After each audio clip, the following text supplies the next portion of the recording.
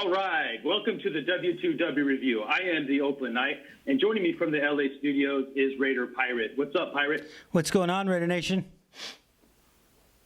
All right, Raider Nation, we're going to do something a little different out of format that we plan to do on Wednesdays. Usually Wednesdays, we're going to cover the post-game conferences of the coaches and the players. But today we're going to address another issue that has come up through social media, through bloggers and vloggers, whether they're writing posts or covering stuff on YouTube. We're going to cover Raidergate, which has been called Raidergate, which is a lot of people are talking about, not mainstream media now, guys. This is just social media type people, YouTubers, bloggers, things of that nature. I've been talking a lot about the Hall of Fame ceremony, the Kenny Stabler locker, and we wanted to take the opportunity to clarify exactly what was going on with that so we could get back to what's important, and that's celebrating Kenny Stabler's induction to the Hall of Fame.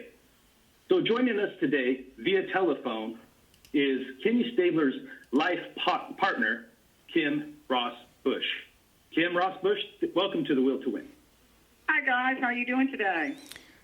Pretty good, pretty good. Thank you. We're doing great, Kim. Yeah, thank you so much for joining us. Like we said earlier, we just wanted to clarify a couple of things. There's just a lot of things that are going around that I think are putting a little bit of dirt and mud on this celebration.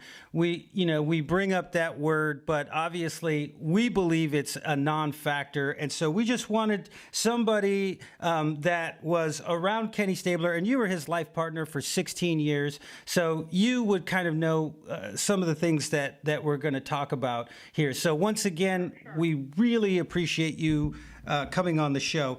So, Kim, one question. Not a problem. Go ahead. Appreciate it. Yeah, go ahead. I said, not a problem. I actually appreciate the opportunity to talk about a real non-matter, but let's do it. All right, fantastic. Yeah. So the first question, there's a few things, again, that have been circulating, and once again, we want to say that most of the mainstream media basically have pointed the finger toward the Hall of Fame, where we believe that, the blame probably resides. But one of the things that did come up from a few bloggers is that Kenny Stabler may have had something in his will or something that he told his children or yourself, someone, the Hall of Fame, whoever it was, that he wanted to retire as a saint. Is there any truth to that? Absolutely not. No, there is no truth to that at all. And I really this whole thing has just kind of caught on and become a thing of its own. I don't even know what the hoopla is all about, because there's a Raider jersey in there. Every award, or just about every award that's in his lockers, and there are 3 different displays in there, are all awards he won as a Raider. There's a Raider team plaque in there. There's Pro Bowl jerseys and helmets from when he was a Raider, So while it's not black and silver, there was never any intention of it ever appearing that he wasn't flying the flag of the Raider. B, there is nothing in Ken Stabler's will about the Hall of Fame. Kenny did not worry about the Hall of Fame. That was a non-factor in his life. So I'm a little surprised. And then also another reason why you may not see a lot of his memorabilia is because it is in a trust that belongs to his 3 daughters. And there are specific things about that. So that type of stuff could not be put on loan. I mean, there are really a lot of trophies, a lot of awards, just you name it, that was stuff that is specifically marked for the trust. So that stuff could not be loaned to the Hall of Fame or gifted to the Hall of Fame. So I'm not really sure where this all came from, other than the fact that if you look at one of the lockers, you see a Pro Bowl jersey and a Pro Bowl helmet. But one of the other displays has his Raider jersey in it, and then there's his one of his rookie playbooks is in there from the Raiders. So it really was never, ever in any way intended to create a stir or make anybody think that there was some issue with the Raiders, because, number one, Kenny had no issue with the Raiders other than he was full of Raider love, and he gave a lot of Raider love. And the Davis family has been incredibly kind and gracious. Even though Kenny and Al, had their separate times when they after Kenny left there, that's kind of normal when somebody leaves and they're not happy because they're not playing or whatever's going on, But Kenny had a great relationship with the Raider family, so that's just all. I'm sorry, just really misguided interpretations of different individuals. Yeah, and before I turn you over to Jason, just 1 second. I was just going to ask if you could clarify, because a lot of us weren't able to go to the ceremony. Could you tell us a little bit about the 3 different cases? I hate to say that I can tell you a little bit about them, but not a lot, because the weekend was kind of a blur and I was in and out of the museum very quickly. But I know, and one of the cases was a Raider jersey, number 12 Raider jersey, black and silver Raider jersey, and a playbook. There were a number of different awards, like I know the SEC back award. Now that's more of a college award. I remember that was in there. There was an award. It's really strange to me. I never could quite get a grasp on this, that he won the Johnny Unitas Golden Arm Award while he was with the Raiders. And the award was a bat. So I guess I don't know the significance there. I don't know if it had something to do with Louisville or, if that's where Johnny Unitas was from. There's some connection there somehow. But, so there were a number of things. I mean, all the things that were in there that were celebratory of his career were obviously from the 10 years with the Raiders, because let's tell the truth, there wasn't much that happened. Houston, I mean, he took them to playoffs and he did things, and then his like Kenny used to always say about the Saints, when he was already tired when he got there, but I mean, he loved playing for New Orleans and he loved living in New Orleans and being close to home. But I mean, his heart is black and silver all the way through. All right, Jace. Yeah, and I think that's great, and once again we appreciate your time. There's a couple of things that I want to ask too, to reference to what you already said.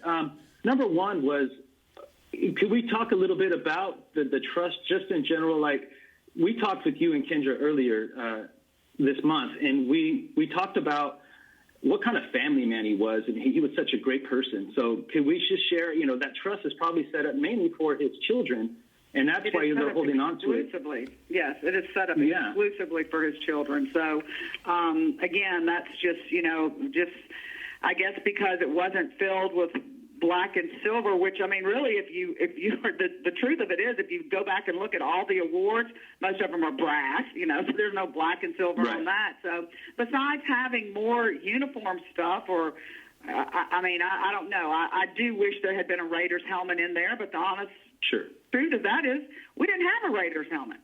We didn't have a Raiders helmet in his collection. I mean, it just wasn't an item he had.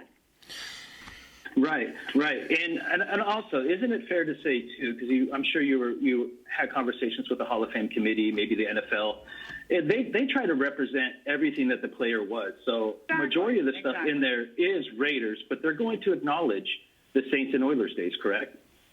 Correct. I mean, like I said, every award that is in there is an award he won as a Raider. So it's kind of, it's been really very confusing to me that this all sort of blew itself up and became a story. Yeah, I think the timing. Go ahead, Peter. Well, I just think the timing was unfortunate too.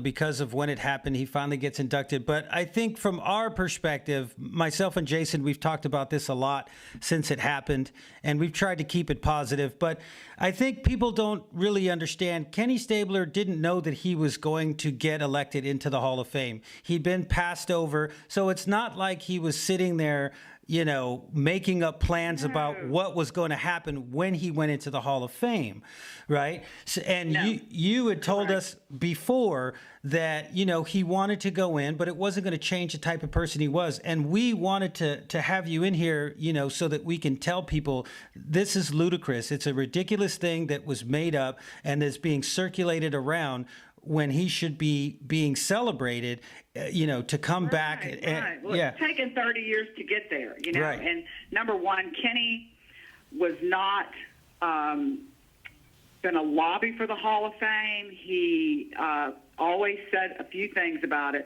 that he was very honored to be mentioned with that great lineup of players. Yeah. Now, you and I both know there's quite a few of those guys that would have never gotten in the Hall of Fame if Kenny had put the ball in their hands. Yep. So it was always confusing to me how it was. But we all know it was politics, and I mean, hate it, but it's the truth. I mean, those 32 writers make the decision of who goes into the Hall of Fame. And honestly, there were some guys that had some grudges against Kenny when he left Oakland, and they carried that cross and were really pretty effective with it. I can tell you this as his partner and the person that spent the last 17 years of his life, he never worried about going in the Hall of Fame, and he was pretty damn sure he would not go in his lifetime. Yeah.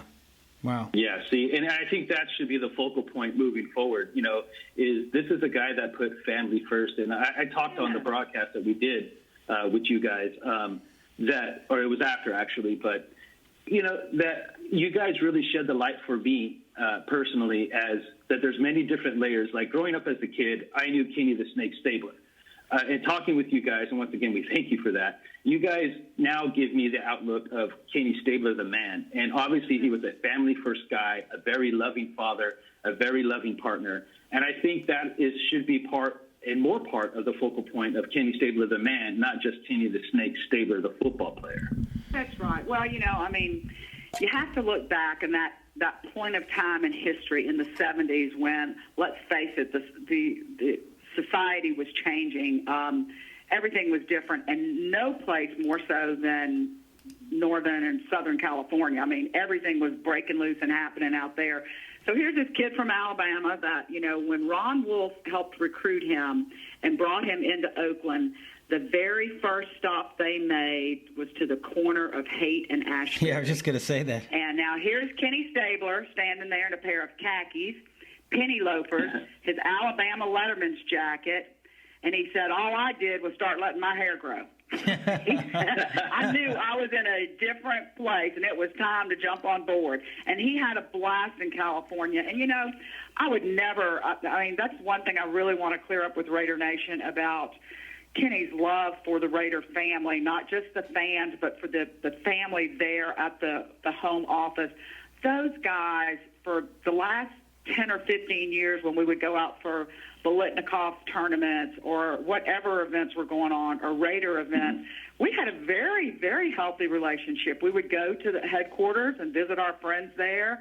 I mean, Mark Davis and Kenny have always stayed close because Mark's so close with Cliff. So we would see Cliff with Mark a lot of the times. And Fudgy and Cheryl and the girls in the office, just all you had to do was call and ask, hey, we're thinking about coming out to this game.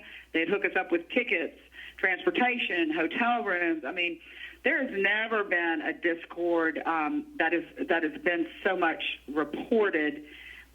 There really wasn't. And I was in the room with Kenny and Al the day that they reunited for the first time ever. Right. And it was a very sweet, humbling, lovely meeting of two what appeared to be very old friends who I think both bared the burden of maybe we shouldn't have done that. It was spoken in the conversations. But bottom line, Kenny loved the Raider Nation, loved his black and silver, was very, very proud of being a Raider, loved the fans. I mean, our mailbox was every week there would be 10, 15 pieces of mail. And, somebody occasionally would mention him from Houston or New Orleans, but it was 99.9% Raider love, And so I just want the Raider Nation to know there is no ill feelings between Kenny and his children and the organization. If anything, it's just really quite the opposite. I mean, we're family with them. I mean, and they've made it very clear to us, you are family. You will always be family. And we look forward to when we get to California to see Freddie and Willie Brown and Casper and Hendricks and, John Vella. We sure do miss Jack Tatum, and it's great seeing George. But, Marv hated losing him last year because when Kenny and I go to Oakland, we would always have dinner with Marv and Jenny and a group of our friends. So hopefully everybody will kind of listen in and go, okay, maybe we're making a lot of to do about nothing because that really what is represented in those lockers at the Hall of Fame are highlights of his career. And we all know that Kenny's career was that 10 years in Oakland. Yes, and let's keep in mind, too, there's a saying we have in the Raider Nation, and it came from Al. Once a Raider, always a Raider. Always and a that, Raider. And that obviously hasn't changed. All right, well, Yeah. Kim, we're going to take a quick break, and we really like for you to come back with us. And so we're going to talk a little bit about the Hall of Fame ceremonies itself and really get into the celebration, exactly what we should be focusing on, the celebration that was Kenny the Snake Stabler going into the Hall of Fame. We'll be right back. That's great. Carpets is celebrating the holidays with a huge inventory just have to turn off our cameras we real have quick. the best prices and guaranteed installation. Why would you buy anywhere else? Whether you're looking for laminate, vinyl, carpet, tile, or wood, we have it all. Save up to 50% on selected items. Room-size rugs, only $69. Visit MMM Carpets at one of our 6 Bay Area locations or call us at 1-800-355-4MMM. All right, welcome back to the W2W Review. I'm the Oakland Knight, joined by Raider Pirate and Kenny Stabler's lifetime partner, Kim Ross Bush. Kim, we want to get into now a little bit more about the ceremonies and the celebration of Kenny Stabler and what a great weekend it was. Could you kind of share with us your insight and what the weekend meant to you? Well, it was just very emotionally charged. You know, to see so many familiar faces from former players and teammates, and then fans. We have just, and what's really been amazing in this last year, a gentleman out of North Carolina named Mike Yoakum started the Ken Stabler commemorative fan page, and he was the one who really kind of did this push on getting Kenny in the Hall of Fame. We have become dear friends with 8 or 10 people we've met through that Facebook connection, and most of them came to Canton to celebrate with us, and it was amazing to hug these people that we've been talking to for the last year and finally meet them face to face. We felt like old friends. It was a beautiful week. It was, like I said, very emotional and bittersweet, yet at the same time you just had to keep reminding yourself that finally now the history books are right. Ken Stabler is where he should be. And there's never been any question in Raider Nation's mind, in most people's mind. I cannot tell you how many appearances Kenny and I went to over the years where he would be introduced as an Hall of Famer, Ken Stabler. There's a great part of the population that thinks he's been in forever. And, I mean, I literally had to start prepping people to say, no, he's not in the Hall of Fame. Do not announce him as a Hall of Famer, because the last thing at that time you'd want somebody to think you're out there pumping that when you're not in the Hall of Fame. So It's kind of interesting there. But it was an action-packed week with tons of events, luncheons and fashion shows and dinners and cocktail parties, and lovely to see people. Honestly, for me personally, while each day was so full of happiness and joy, each night was difficult because I'm like, gosh, number one, I just wish he was here. Number two, I wish he could see this. I wish he could see the love that so many people have for him. And, a lot of it's about football. A lot of it's about football because let's face it, he was a rock star, and he did things people will never forget. And there are not many people you can compare to him just because he was so fun and had his own flair. But he was like people used to always say, oh, he's a great football player. And I was like, yeah, and he's a much better man. A much better man. Did a lot of charity work, kind to everybody that came his way, told nobody no matter how tired he was or how much he had signed. He just wasn't going to do that. And his philosophy really was, I'm just the lucky one who got to play the game I loved. So it was a very emotional week for me. And I have to tell you, last week, coming back home after all of it, I had a hard week. I really did. I was just sort of like all the hype was over, and It's now, okay, so it's like this whole year, we lose him, and then his name pops up immediately for Hall of Fame, and then you have to wait the 5 or 6 months to find out if he goes in Hall of Fame, and then you do all the planning and everything that goes into getting ready for Hall of Fame. And so I think we were building, and for me it was just a big letdown last week to come home to the reality of my baby's gone, and, that's just what I got. Right. Pete? Yeah, well, you know what? Watching a lot of the stuff there, you could tell it was very emotional. Seeing the Grand Snakes go up there with Fred Bolitnikoff and all of the Raider greats, and then you guys. I mean, it was really a great thing to kind of see. There was a lot of emotion, but it must be obviously hard for you, like you said. You're almost putting your own emotions on hold so that you can kind of go and take care of everything for everybody else, and then you kind of got to come home. But we can tell you this, Kim, and from the bottom of our hearts, obviously, our hearts go out to you. But what you're doing by carrying on Kenny Stabler's legacy, by helping these young kids, by protecting other people, I think is just a marvelous and wonderful thing. And while there may be this initial void that comes along with it, like you said, there's an ocean of people out there that obviously support you and the family and the things that you guys are doing, from Mike Yoakum to, I know you guys met, I think you guys met Charlie Boots, right? He was also... Yeah, I've watched Charlie Boots. Yeah. I've done a couple of shows with him. He is just a sweetheart of a guy. Absolutely fantastic. He's going to be on our when we begin our regular season shows. So he's a friend. He's a friend as well. So and also, we'd love to hear from you occasionally and just get your take on some of the things that are going on. I mean, if you ever are feeling down or low, just understand that the Raider Nation considers you to be royalty, the family to be royalty, and that we always.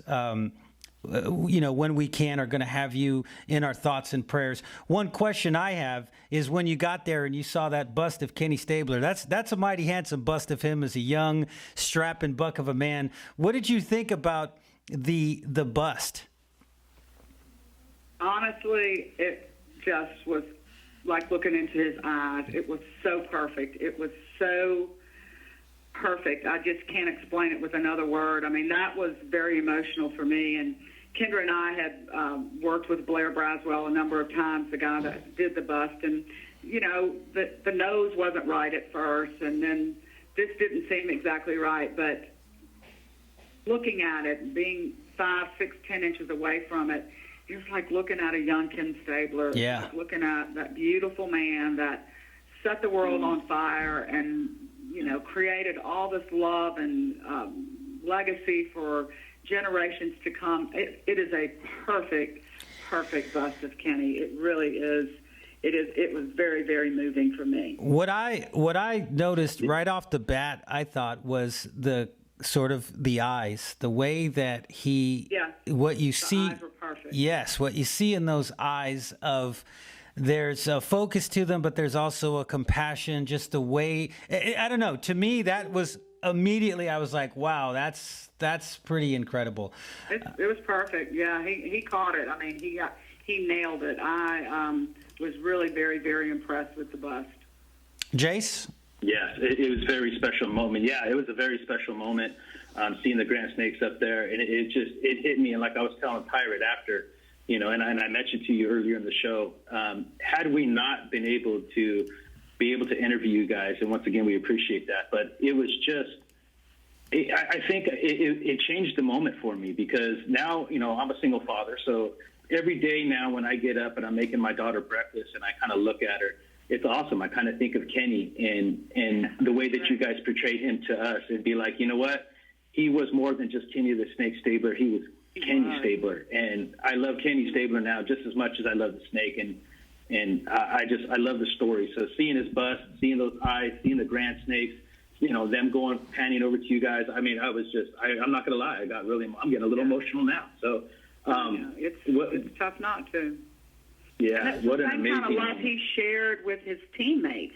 I mean, they were a band of brothers, and they if you go back and talk to any of them, they just had so much confidence and trust in Kenny. And he was cool as a cucumber.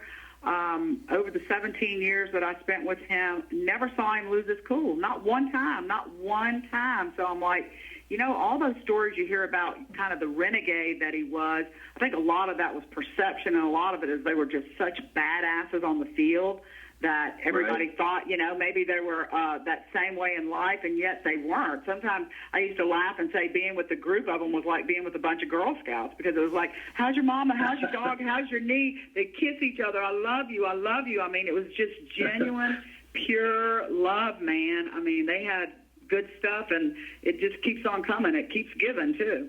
Absolutely. That's amazing, and I think that's what we're trying to portray here, is that this is a celebration of a man that was full of love, full of compassion, and one amazing football player, Pete. Yeah, and I mean, we don't want to take anything away from, those people that want to remember him as the Snake and those great games. Mm-hmm. And we're not, strange people that are like, oh, we love Kenny. Kenny Stabler was my favorite football player growing up in the 70s. And I was just honored to, talk with you guys. And it is an emotional thing. And the way that it happened, it took too long for it to happen. But the bottom line is it has happened. And I've seen all over the internet a ton of people just talking about how this particular bust, and they've seen lots and lots of busts, how this one really, really, really captures the player. And like you said, maybe the nose is a little off here or there, but I think it's the eyes that kind of draw you in. The competitor who had compassion and who was a great man. So once again, we just appreciate you coming on and really just kind of clarifying this. Again, there's going to be questions that'll be asked, and there'll be things but at least we could put it right. At least we can put this one to the side and say, let's focus on what is supposed to be focused on. Well, something that Raider Nation should know is that for the season opener, they are working with the Hall of Fame about bringing the bust out to present it to the Raider Nation. So I don't know much of the details on that, but y'all stay on top of it. That's a September 18th game. All right. And my birthday. If it all comes together, happy birthday. We'll have a special piece of cake for you that day. We will. The family will be there again to thank Oakland one more time for all the love they've shown us. And I want people to take this away with them.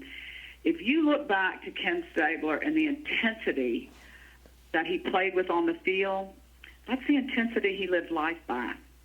And whatever he did, he was infamous for the amount of charity work he did here in the South and all over the country. And let me tell you something, there was nothing more important to Kenny than a child who was standing in line waiting for him with, a bunch of adults covering over the kid. He would scoop that kid up.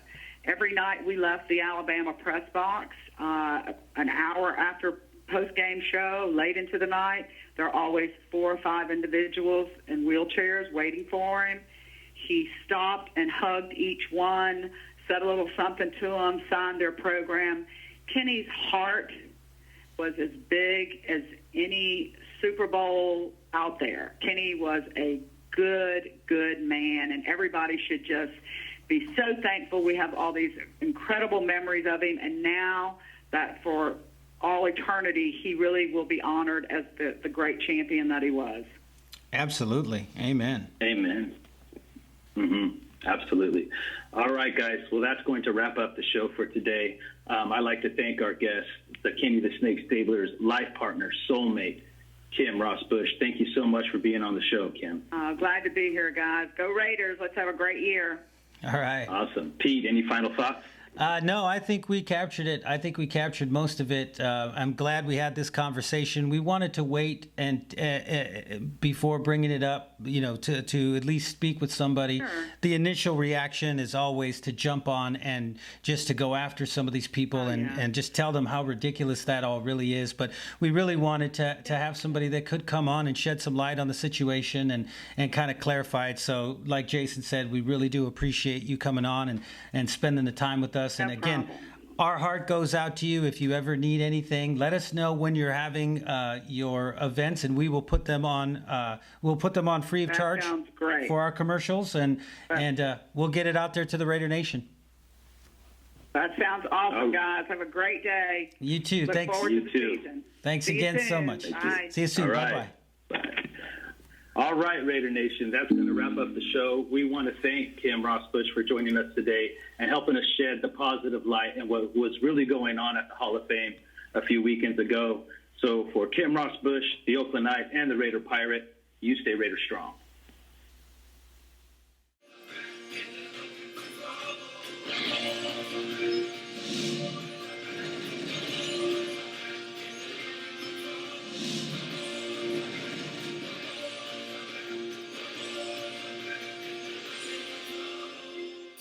Hey there, I'm Jason Smith, also known as the Oakland Knight. We'd like to thank you for watching the Will to Win broadcast here on YouTube.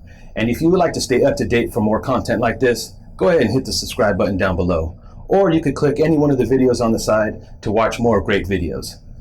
Thank you once again, and stay Raider strong.